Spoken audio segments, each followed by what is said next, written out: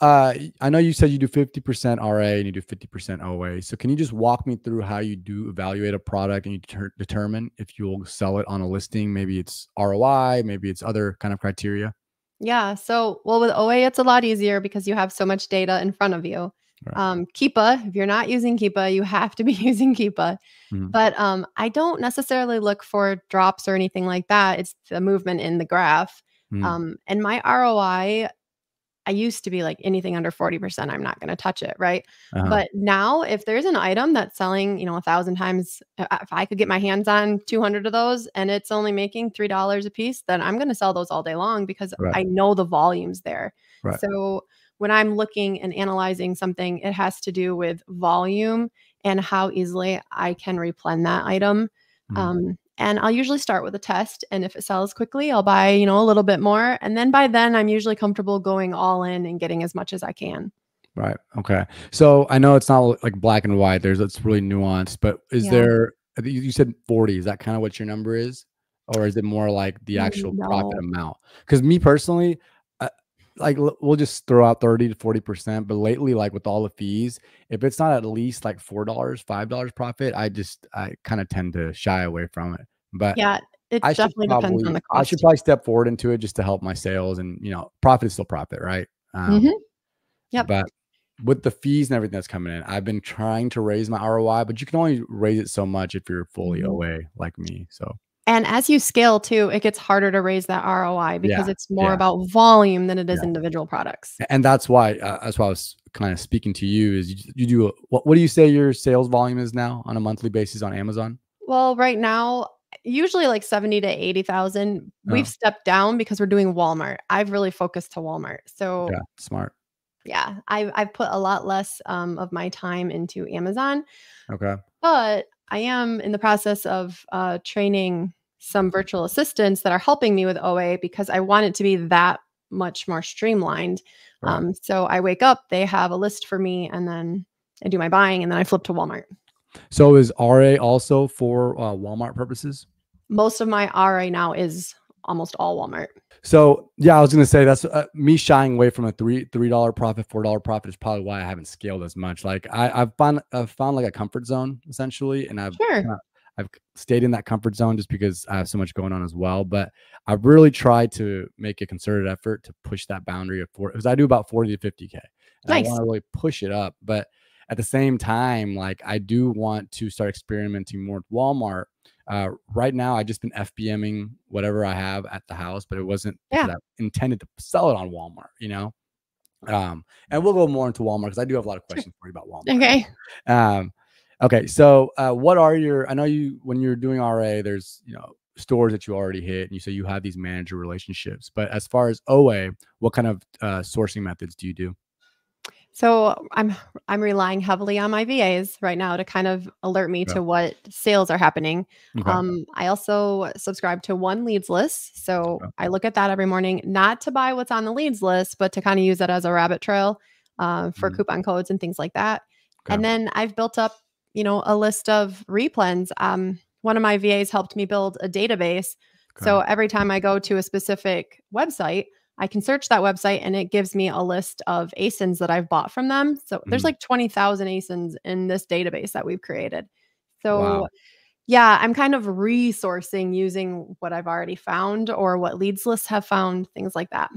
So this database is essentially all the items that you've sold in the past that you've had in your tuck, or Some are just off of leads lists that oh, we've okay, loaded okay. in there. So anything that has been on Amazon with a profit in the past is in that database. Nice, nice. So in like 6 months down the road, you can just go back and check. Yep.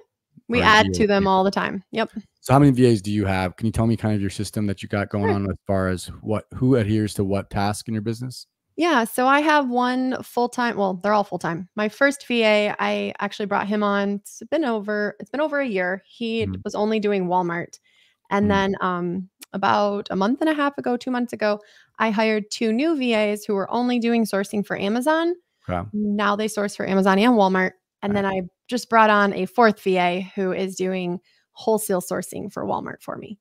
So So I so have you don't four. have any like that just mostly admin stuff? You do all The that admin stuff? first VA, my lead VA is all admin. Oh, okay. He reviews all the leads from the other sourcers, but they just source. So I have 3 VAs that are just sourcing, and then one that runs my Walmart business and reviews leads. Okay, so you're it kinda sounds like you have a lead VA who's like a manager, Yes, essentially, very right? Who has much. most Yep. experience. How long Yeah. has how long has he or she been working for you? For me, that's the one that's been about a year and a few months. Nice. Nice. Yeah. Good relationship. He's great with spreadsheets, which I'm not. So we complement each other well. So who does like, your bookkeeping not your bookkeeping, but inputs like your cost of goods and things of that nature? So I use Bench. As my business as a whole, they take Uh-huh. care of all of my profit and loss. But Oh, my VA also does profit and loss for Walmart and Amazon separately nice. each month. Nice. Yep. Nice. Yeah, I found above all my, actual leads VAs, the one that I have just doing all admin work, like she does the cost of goods, inventory, like she Sure. uploads all inventory to One Stop. She's probably like the most worthwhile to me just because she saves so much time Very over much. the ones that actually find me like profitable items. It's insane. Yeah. Yeah. Yeah. For Um, sure. I was always so focused on getting like finding VAs who are really good at finding leads and whatnot. But once I found a VA who just did all my admin stuff, I felt like that was such a game changer because now I Oh, had more yeah. time to also help and look for Yeah, leads. you have more time to source, which is Right, how you make the money. right, Yeah, VAs are completely worth it. And yeah, like you said, an admin VA has changed my whole world. Like, right. I bet. I bet. yep.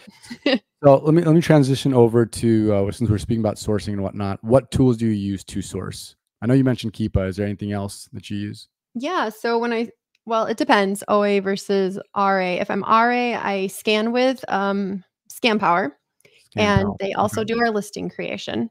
Okay. So I run all of our shipments through them, and then also using that for Walmart now. But for OA on Amazon, I use RevSeller Okay. and Keepa. I have my VAs, and for repricing, I use Seller Snap. Nice, nice. So I use Simple. what's funny is I use Buybot Pro for my like research analyzer and whatnot, Oh, okay. but most of my sourcing is really just Keepa, like Mhm. reverse Keepa, Yep. store and whatnot. It used to just be storefront stocking and whatnot, that that kind of stuff. But Sure. I found that after a while, like that's still really profitable. But Yes. after you know the brands and whatnot, if you just Mhm. reverse Keepa and you know where you're looking for as far as because you're reverse engineering what you'd be looking for in a storefront, right? Definitely. You Yep. you already know the type of keepograph you're looking for. You put that bad boy on the, Yep. reverse lookup and you find your brands. Yeah. And that's been how I've Storefronts. been found these, like, low key, like, beauty brands I was telling you about. Sure. It makes perfect sense. I Yeah. think storefront stalking is really good for sellers that are new, Yeah. just to get an idea of what moves, what sells, because, well, at least for me, I suffered Mm. from analysis paralysis for like my first year Right. on Amazon. But when I figured out I could look at other people's storefronts, it's like, oh, I have access to that. That's Yes. so simple. Why didn't I think about that? So, Right. Yeah, and over time, when you get good at finding these various products, storefront stocking can get monotonous, right? So sure. it's Yeah, always good to get your VA to, delegate to doing that. But definitely. that's why that Keepa reverse lookup on Keepa is so Yep.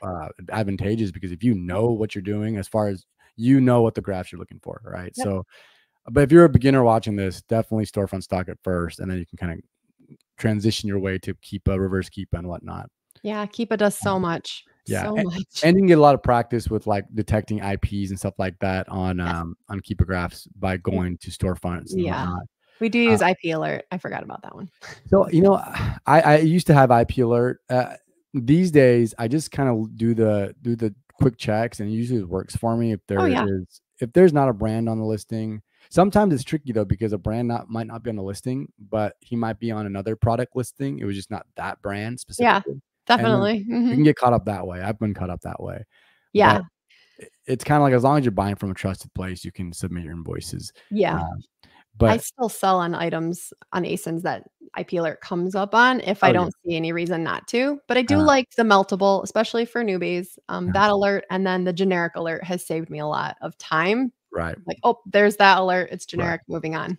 Yeah. See, so Buybot Pro also has, the IP radar and stuff, but I'm not Nice. sure if it has the same kinda database that IP Alert has. But IP Alert is also just basically, research input, right, that Yeah. other Yep. sellers have given them pretty much, right? Yep. And yeah, I know I was telling you this earlier that I try to stay away from brands that are on other ASINs, but not the one I'm looking at, but I'll still sell on that listing. Yeah. As long as that brand's not on there, I'll sell on it. Yeah. And someone who like me, who has gotten like a lot of IP complaints and I've been able to fight them, like Yes. I'll go back on a listing and look at it, and it's just like shit staircase on that offer Yes. account. So it's like, I know what I'm looking for as far as a keeper graph. So, but either way, a tool like IP Alert is amazing, and just any Especially sort for of newbies. Yeah. So you didn't mention Repricer. What do you use for Repricer? Seller Snap. That's what it's called, right? Yeah, Seller Snap. Okay. Nice. I've had them for a few years. I've tried other repricers, but it works for me. I like to just set it and forget it. Have you heard of Profit Protector Pro? Yep, I've tried them. Okay. So I use them. Too. They're really good. And what I like is they connect to, so the Chrome extension connects to Profit Protector Pro. So I can what I do is I'll have my ASIN that I'll find on a listing or whatever. And then I think most extensions link to a spreadsheet, right? So I'll click that spreadsheet that my VA sees, and I'll send it over to the repricer, and he'll set it up for me. I loved that extension when I tried it. Like that was super convenient. Now you say your listing analyzer is RevSeller, right? Yep. Do they have like a Google spreadsheet export? Okay. I think most have it now. It's pretty essential in my opinion, especially if you have VAs I love it. and you want to communicate with them, right? Yep, for sure. My VAs use that. They have it on their computers, and then we just have a spreadsheet, and then I click approve and it moves over to a buy sheet. Like it's all automated. It's super helpful. Heck yeah.